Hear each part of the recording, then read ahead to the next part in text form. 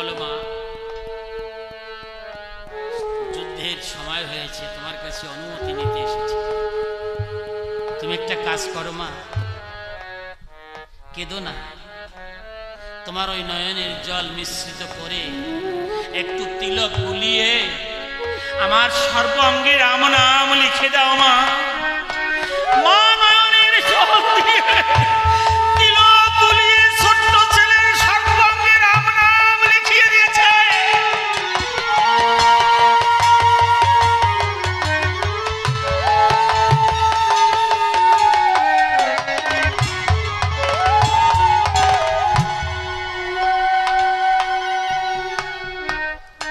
মা বলছে, তরুণী একটু দাঁড়া।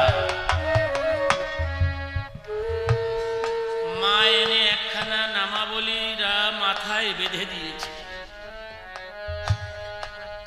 আর একটা ফুলের মালা এনে ছেলেটাকে ভক্ত বেশে সাজিয়ে দিয়েছে।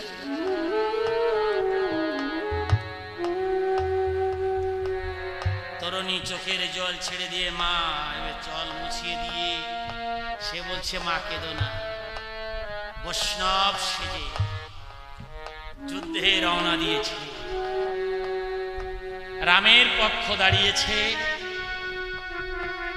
রাবণের পক্ষ দাঁড়িয়েছে, কিন্তু আজ নেতৃত্ব দেবে কে? আজ একদিনের জন্য যে রাজা, তরুণী সেই নেতৃত্ব দেবে।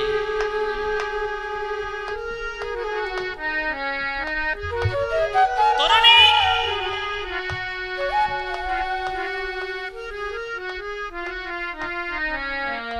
যুদ্ধে রামচন্দ্র বাণ ছুড়ে মেরেছে,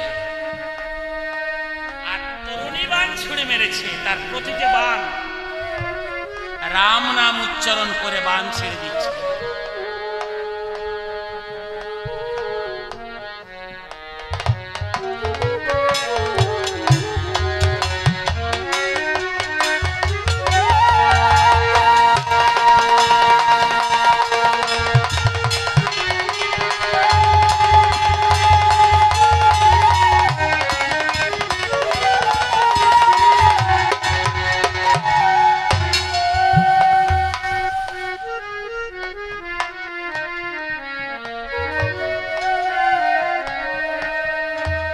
রামচন্দ্র প্রতিটি বাণে হেরে যাচ্ছে। শাস্ত্রে আছে, ভগবানের বাণী আছে যে আমি হতে নাম বড়, নাম হতে ভক্ত বড়। এই জন্য ভক্তের হাতে ভগবান পরাজিত হচ্ছে। রামচন্দ্র যুদ্ধ না করে বাণ ছেড়ে আসতে গিয়ে বিভীষণকে বলছে, বিভীষণ সর্বনাশ, রাবণ কুলে এত বড় বীর কে যে তার বাণের কাছে আমার বাণ পরাজিত হচ্ছে?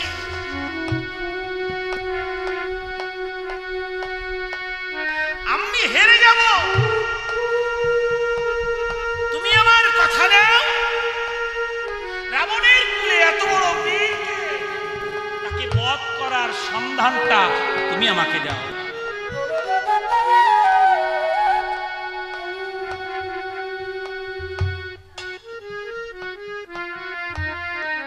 বিভীষণ বলছে, প্রভু রামচন্দ্রকে তোমার একটা বাণ, সেই বাণটা আমাকে দেখাবে। ওই তরুণীর ছেড়ে দেওয়া যে বাণ, যেটা রামের চরণে পাঠিয়েছি, সেই বাণটা পড়ে আছে। বাণটা ধরে বিভীষণের হাতে দিয়েছে। এই যে বাণ, বিভীষণ এই বাণ ধরে দেখতে পায়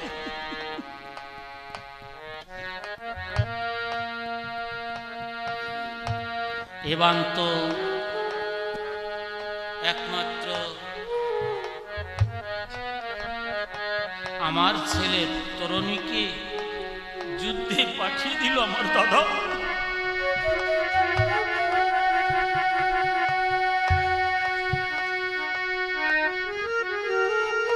আবার ভাবছি আমার দাদা অনুমতি দিতে পারে না। আমার মনে হয় তরুণী নিজেই ছুটে এসেছে। তবে আমি জানি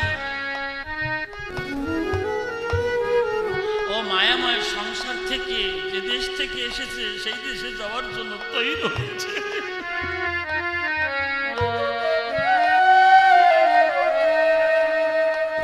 তরুণী রামচন্দ্র বলছে, বলো বিভীষণ, এই বীরের কিসে হবে মরণ? এ বাণ আমার জানা নেই। তাহলে যদি শত্রুকে দমন করার বাণ জানা না থাকে তাহলে রামচন্দ্র হেরে যাবে। বিভীষণ করে ভাবনা, আজ যদি আমি সন্ধান না দেই তাহলে আমার পুত্র মুক্তি পাবে না। বিভীষণ বলেছে, প্রভু, শত্রুকুলে যেই হোক না কেন, এই বাণ যে ছেড়েছে, এই বড় বীরকে বধ করতে হলে একমাত্র তোমার বৈষ্ণব বাণ নিক্ষেপ করতে হবে। তাই রামচন্দ্র যখন বৈষ্ণব বাণ নিক্ষেপ করল,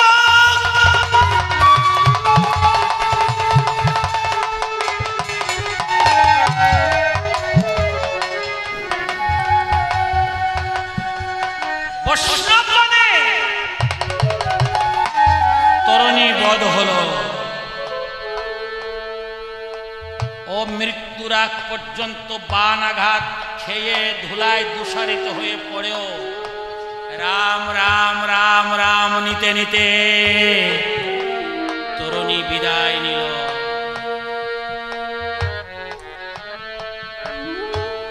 হঠাৎ রামচন্দ্র দেখতে পায়, চমকে উঠে বলছে, কি বিভীষণ, রাবণের কুলে যত সৈন্য মারা গিয়েছে তোমার মুখ কোনোদিন মলিন দেখি নাই, চোখে জল দেখি নাই, আর আজকে যে এইমাত্র বৈষ্ণব বাণের সন্ধান দিলে তোমার চোখে কেন জল? খুলে বলো মোরে, আর কাঁদছই বা কেন? বিভীষণ বলেছিল, প্রভু, একটু আগে যে মারা গিয়েছে সে আমার ছেলে বিভীষণ, তরুণী, আমার পুত্র তরুণী। রামচন্দ্র সেদিন চোখের জল ছেড়ে দিয়ে বিভীষণকে জড়িয়ে ধরে বলেছিল, বিভীষণ, তোমার ছেলে তরুণীকে তুই বৈষ্ণব বাণ মারতে বললে কেন, আর কাঁদছই বা কেন? তরুণীর কথা ভাবতে ভাবতে চোখের জল ছেড়ে দিয়ে বিভীষণ রামচন্দ্রে প্রণাম করে বলছিল, প্রভু, আমি দেখলাম ভগবানের হাতে মৃত্যু সকলের ভাগ্য হয় না, আর আমি কাঁদছি কেন জানো প্রভু? আমি কাঁদছি তরুণীকে প্রার্থনা করার জন্য। তরুণী রে, তুই কত সৌভাগ্যবান, পরে এলি, আগে আগে ভগবানের দেশে চলে গেলি, কথা নিস, তোর যেখানে স্থান হয় তার পাশে একটু আমার জন্য স্থান রেখে দিস। একবার আমরা বলে সকলে হরিবল হরিবল।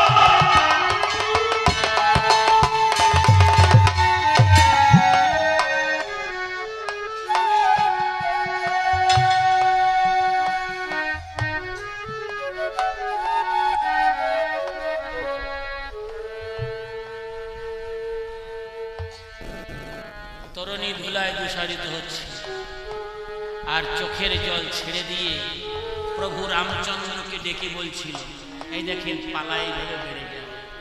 তরুণী কি বলছিল? তরুণী বলছিল, প্রভু রামচন্দ্র, তোমার চরণে আমার একটা অনুরোধ, মরণ আমার হবে কারণ তোমার মতো ভগবানের বাণ আমার বুকে, তবে তোমার কাছে আমার অনুরোধ, আমার দিন ফুরাইয়ে গেল, ওরে যাবা বেলা হয়ে এলো, একটু কম হবে, ও আমি দেশে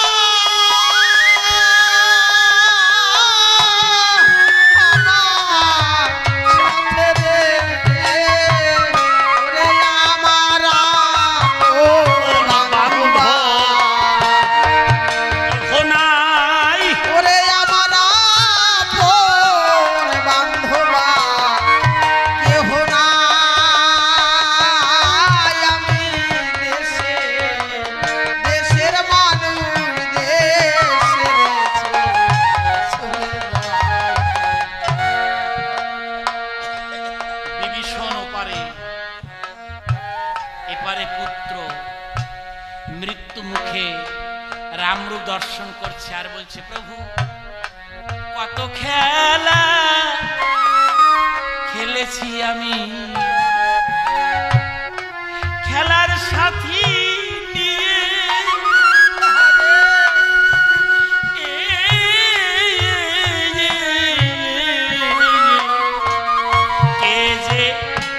কে যে কোথায় চলে গেছে রে,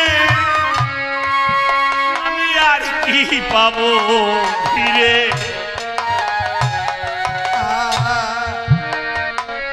কত খেলা খেলেছি আমি, আমার খেলার সাথী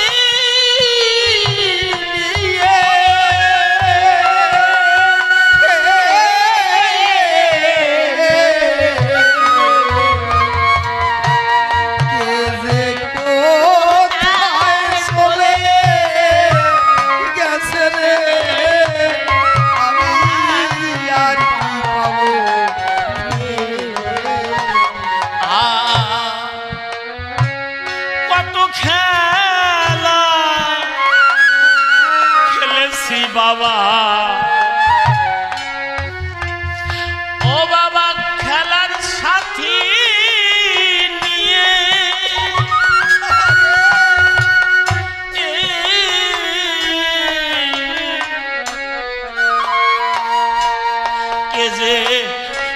কে যে কোথায় চলে গেছে, আর কি পাবো ফিরে। কত খেলা খেলেছি আমি, আমার খেলার সাথী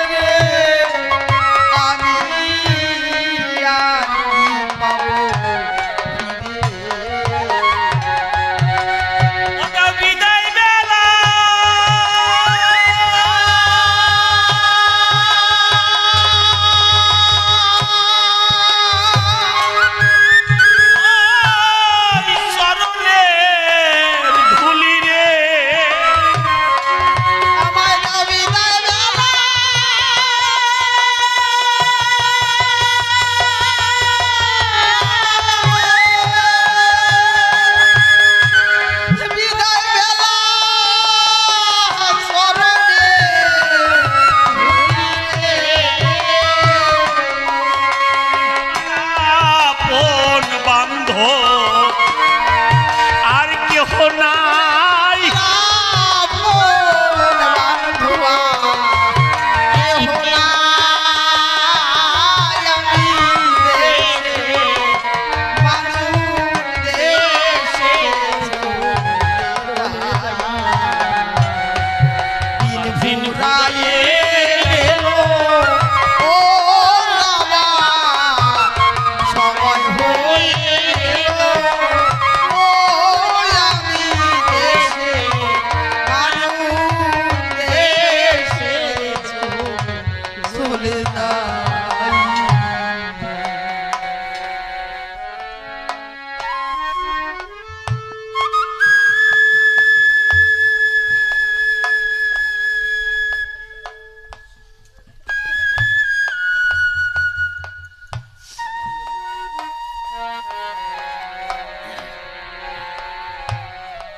কীর্তিবাস পণ্ডিতের এই অমৃতের ভাণ্ড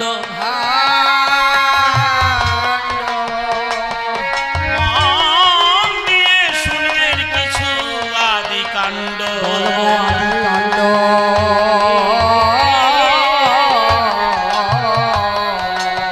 আদি কাণ্ডের শুনবেন কিছু গীত রামায়ণ,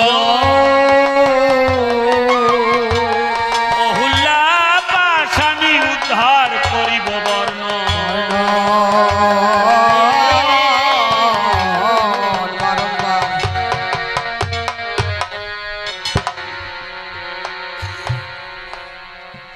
গাধীর নন্দন বিশ্বামিত্র মুনি বারংবার যজ্ঞ আরম্ভ করছে, কিন্তু বারংবার যজ্ঞ করে যজ্ঞ সমাধান করতে পারছে না। কেন?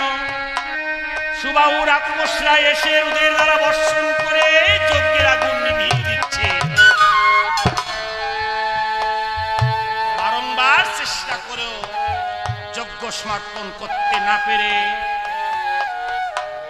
বিশ্বামিত্র মুনি ধ্যান যোগে স্মরণ করলেন, কোথায় নারদ, কোথায় নারদ,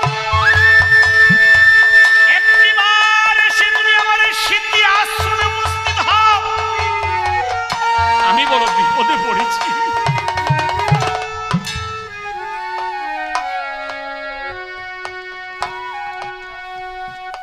নারদের বীণাখানা রাম রাম ধ্বনি করে বেজে উঠেছে।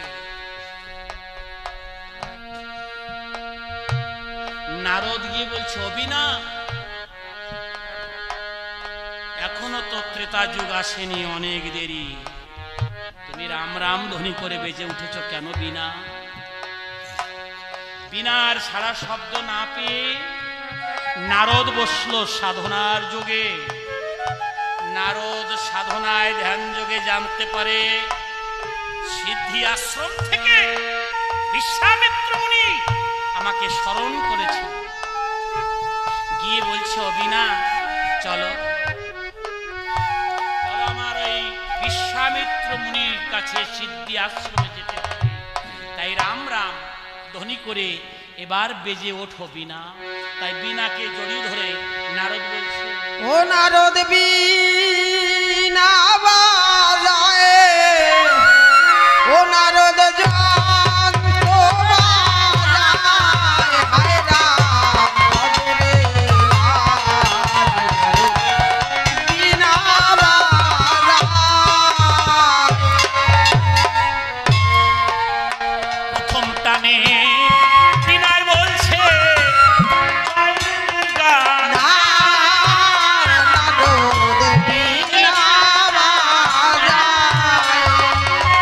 আবার দ্বিতীয় টানে বিনায় বলছে, কোথায়? জয় নারায়ণ।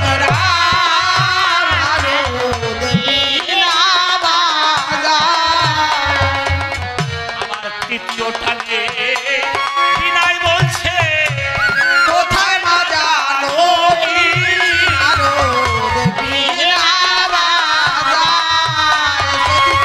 আবার চতুর্থ টানে বিনায় বলছে, কোথায় লক্ষণ ধারুকি।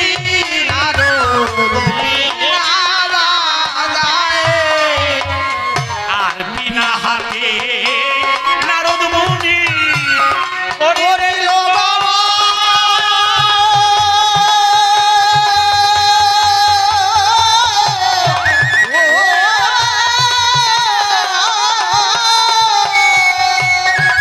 সিদ্ধি আশ্রমে এসে নারদ দিল দর্শন।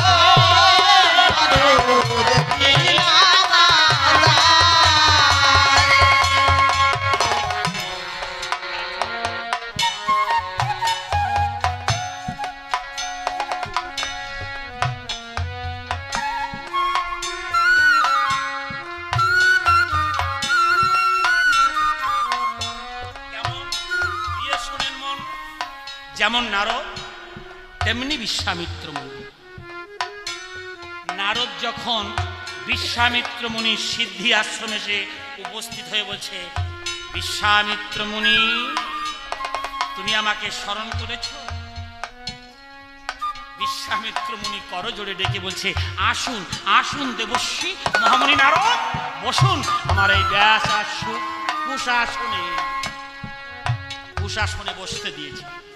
নারদ জিজ্ঞাসা করছে, তুমি কথা নাও, কি জন্য আমাকে স্মরণ করেছ, একটিবার বুঝিয়ে দাও। গাধীর নন্দন বিশ্বামিত্র মুনি বলছে, নারদ, আমি বড় বিপদে পড়েছি। আমি বারংবার এই যজ্ঞ করে যজ্ঞ সমাধান করতে পারছি না। সুবাহু রাক্ষসরা এসে রুদের দ্বারা বর্ষণ করে আমার যজ্ঞের আগুন নিভিয়ে দিচ্ছে, তাই তুমিই পারবে এর একটা বিধি আমাকে করে দিতে। কথা নাও, আমি কি করে ওই যজ্ঞটা সমাধান করতে পারবো তার ব্যবস্থা তুমি আমায় দিয়ে যাও। ক্লিয়ার? বোঝা যাচ্ছে? এইবার নারদ বলছে, বিশ্বামিত্র মুনি তুমি ধ্যান যোগে দেখো তো গোলকের নারায়ণ এখন কোথায়। তাই বিশ্বামিত্র মুনি কি করলেন, নারদেরও কথা শুনে মুনি ধ্যানেতে বসিল।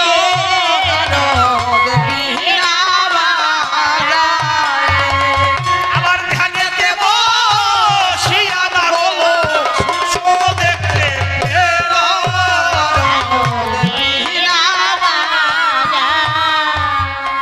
নারদ জিজ্ঞাসা করছে, বিশ্বামিত্র মুনি কি খবর? মুনি জড়হাত করে বলছে, আমি ধ্যান যোগে দেখলাম গোলকে নারায়ণ নেই। সর্বনাশ, আমিও তো একটু বিভ্রান্ত হয়ে যাচ্ছি। বলি তোমার কাছাকাছি বিশ্বামিত্র মুনি কথা নাও, যদি গোলকে না থাকে বলি তোমাকে কথা নাও, একটু ধ্যান যোগে দেখো তো গোলকের নারায়ণ এখন কোথায়।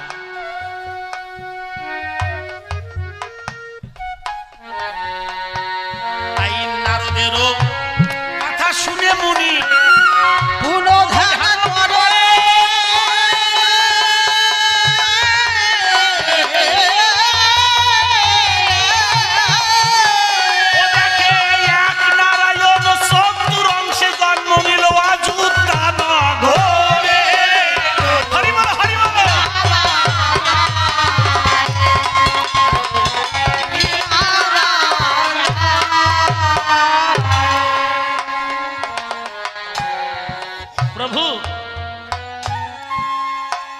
বিশ্বামিত্র মুনি বলছে, নারদ সর্বনাশ, আমি এই ধ্যান যোগে দেখতে পেলাম এক নারায়ণ চতুরংশে অযোধ্যায় দশরথের ঘরে জন্মগ্রহণ করেছে। কে? রাম, লক্ষ্মণ, ভরত, শত্রুঘ্ন।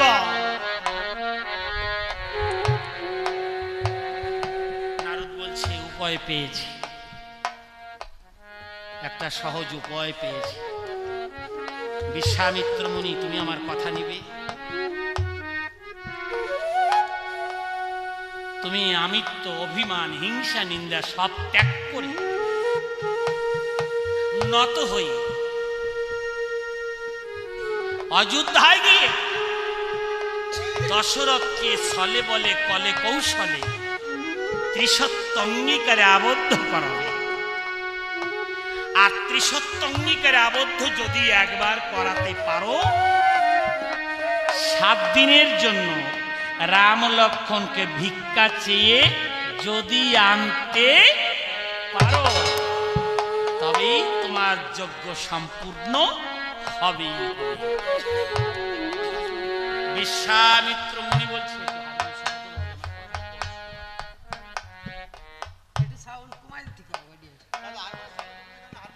একেবারে কমায় না, সামান্য একটু কম হবে। বাজাও তুমি, হ্যাঁ। বিশ্বামিত্র মুনি নারদকে বলছে, নারদ মুনি, দশরথ পুত্রবিহীন পুত্র পাবাত্তরে একে একে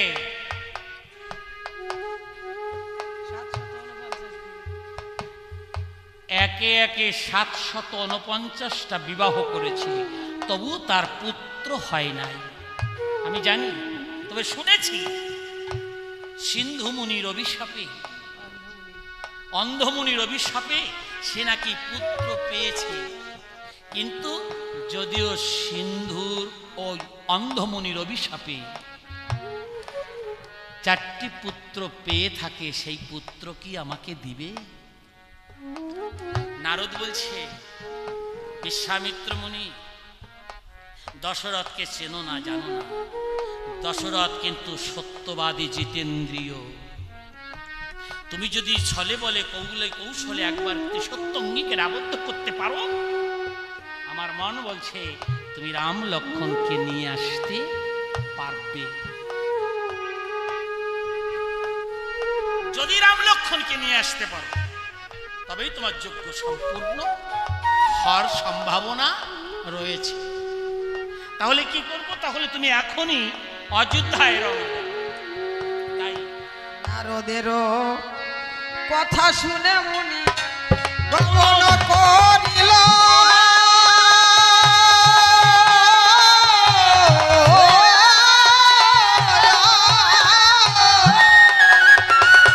ওই অযোধ্যাতে গিয়ে বিশ্বামিত্র মুনি দর্শন দিল।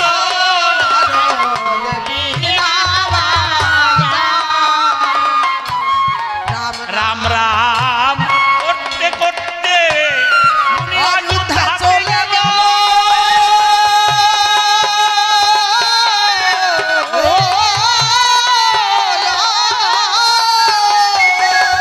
একবার ভক্তবৃন্দ বদন ভরে সবাই হরি হরি বলো।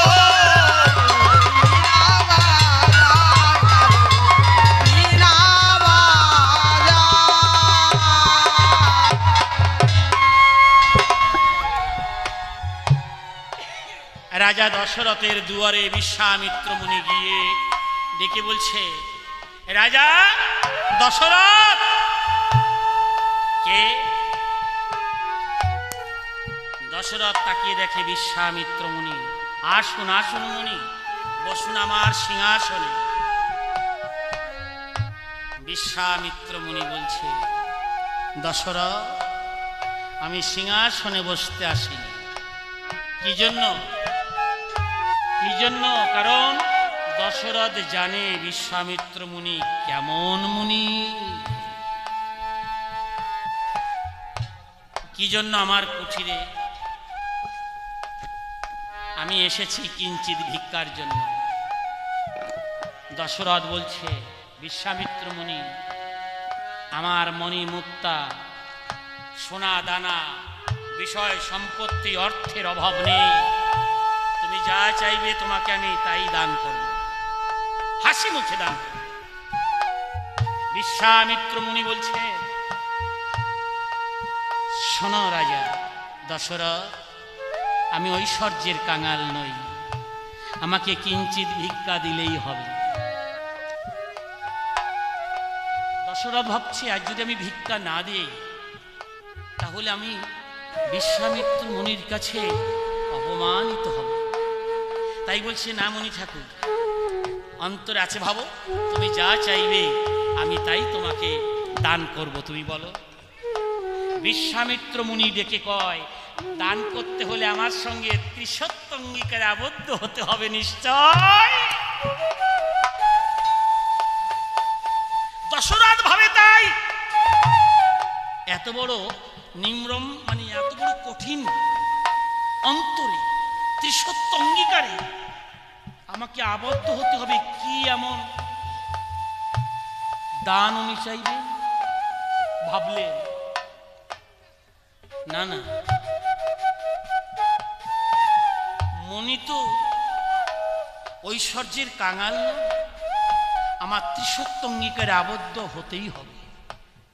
ভাবছি বিশ্বামিত্র মুনি বলছে, আমি জানি দশরথ তুমি দিতে পারবে না, তাহলে আমি চলি। দশরথ বলছে, দাঁড়াও মুনি, তুমি যখন কৃপা করে আমার দুয়ারে এসেছ, আমি তোমাকে ভিক্ষা না দিলে তুমি কষ্ট পাবে, আমি ভিক্ষা দেব, হ্যাঁ ত্রিসত্যঙ্গীকারে আবদ্ধ হব। বিশ্বামিত্র মুনি বলল, শোনো দশরথ, আমি তোমার কাছে যা ভিক্ষা চাইবো আমাকে তাই দিতে হবে, এই সত্য? দশরথ বলল, হ্যাঁ এই সত্য। ভালো করে ভেবে দেখো, আমি তোমার কাছে যে দান ভিক্ষা চাইবো আমাকে সেই ভিক্ষাই দিতে হবে, এই সত্য? হ্যাঁ এই সত্য। আবার বলল দশরথ, ভালো করে ভেবে দেখো, আমি যা তোমার কাছে ভিক্ষা চাইবো তাই দিতে হবে, বলো এই সত্য? হ্যাঁ এই সত্য। বিশ্বামিত্র মুনি নারদের কথাটা মনে রেখেছে, আর একটু টাইট করার জন্য বলছে, শোনো দশরথ, তুমি যে আমার সঙ্গে ত্রিসত্য অঙ্গীকারে আবদ্ধ হয়েছ, এর জন্য কিন্তু সাক্ষী কেউ নাই। তোমাকে দেখাই সাক্ষী আছে কে? চন্দ্র, সূর্য, গ্রহ, তারা, 33 কোটি দেবতা। তুমি আমার সঙ্গে ত্রিসত্য অঙ্গীকারে আবদ্ধ হয়েছ, আমি যা চাইবো তুমি তাই আমাকে ভিক্ষা দিবে।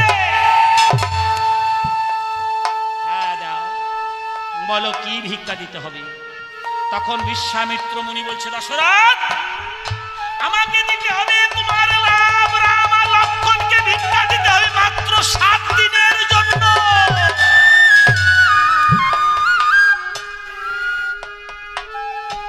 মাথায় বাস পড়েছে। রাম লক্ষ্মণের কথা যখন উচ্চারণ করেছে, ঝরঝর করে দশরথ চোখের জল ছেড়ে দিয়েছে।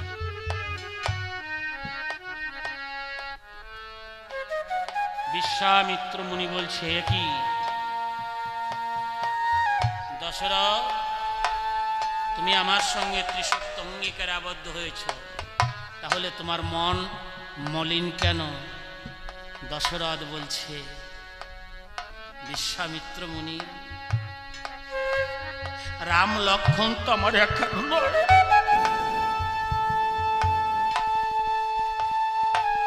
আমার প্রাসাদে রানীরা আছে, তাদের কাছ থেকে একটু জেনে আসি। হ্যাঁ যাও, কিন্তু মনে রেখো তুমি আমার সঙ্গে ত্রিসত্য অঙ্গীকারে আবদ্ধ হয়েছ। দারুণ চিন্তার বোঝা মাথায় করে রাজা দারুণ চিন্তার বোঝা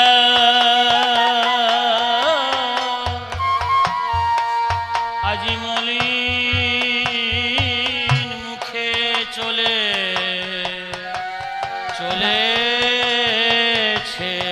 রে। রাজা মলিন মুখে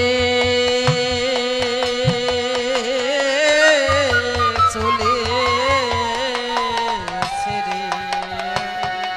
ও সে চোখের জলে বুক ভাসিয়ে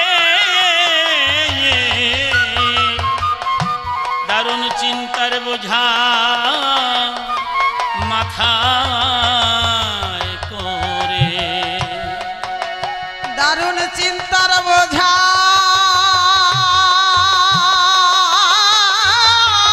মাথায় মাথায় করে রাজা আজ মলিন মুখে চলে।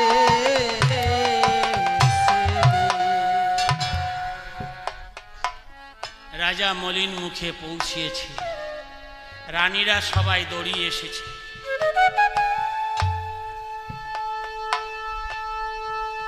কৌশল্যা, কৈকেয়ী, সুমিত্রা 3 জন এসে বলছে, মহারাজ তোমার মুখখানা মলিন কেন?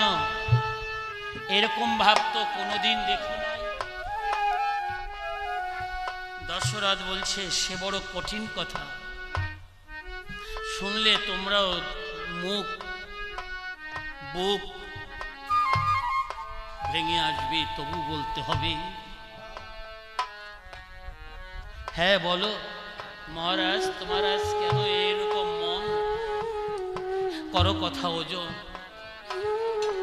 দশরথ মাথা নিচু করে চোখের জল ছেড়ে দিয়ে বলছে, রানীগণ দ্বারে বিশ্বামিত্র মুনি এসেছিল, ধর্মকে সাক্ষী রেখে ত্রিসত্য অঙ্গীকারে আমাকে আবদ্ধ করলো, তাই তাকে কিঞ্চিত ভিক্ষা দিতে আমার 7 দিনের জন্য রাম লক্ষ্মণকে ভিক্ষা দিতে হলো।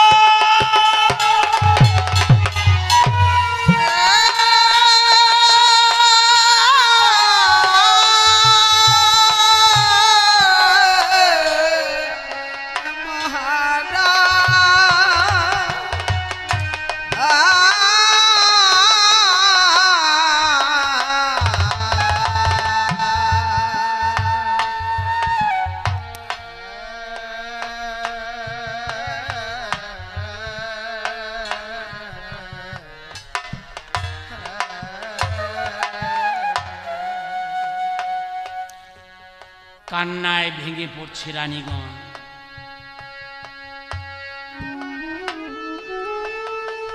ধুলায় গড়াগড়ি যাচ্ছিল কৌশল্যা।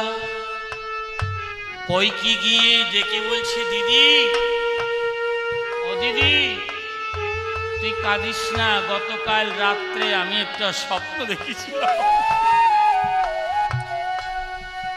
কৌশল্যা কইকে বলছে, অবন, তুই কি স্বপ্ন দেখেছিলি একটিবার বলতো। বলছে, আমি কি স্বপ্ন দেখেছিলাম জানো? ও রাম তুই এলি রে, লক্ষণ তুই এলি রে, ওরা একবার কোলে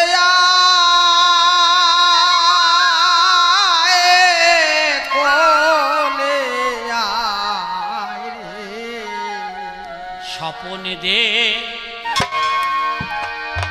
দেখেছি দিদি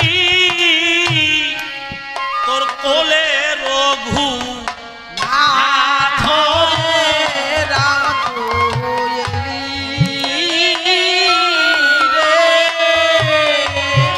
ওই শঙ্কর চক্র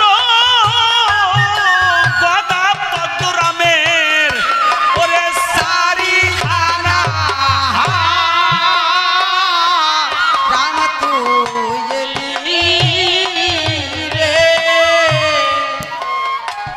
রাম তো মনুষ্য নয় দিদি,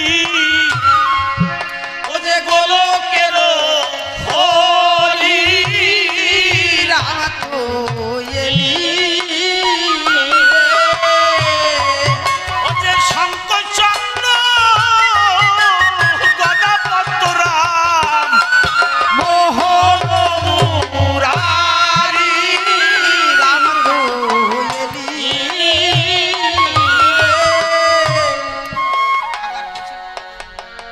আমার খসে পড়লো নাকের সোনা দিদি, ওরে করি রাম তো এলি রে, জন্মের তারা হব আমার ওই রাম নারায়ণ। রাম তো এলি রাম যদি চলে যায় দিদি, আমি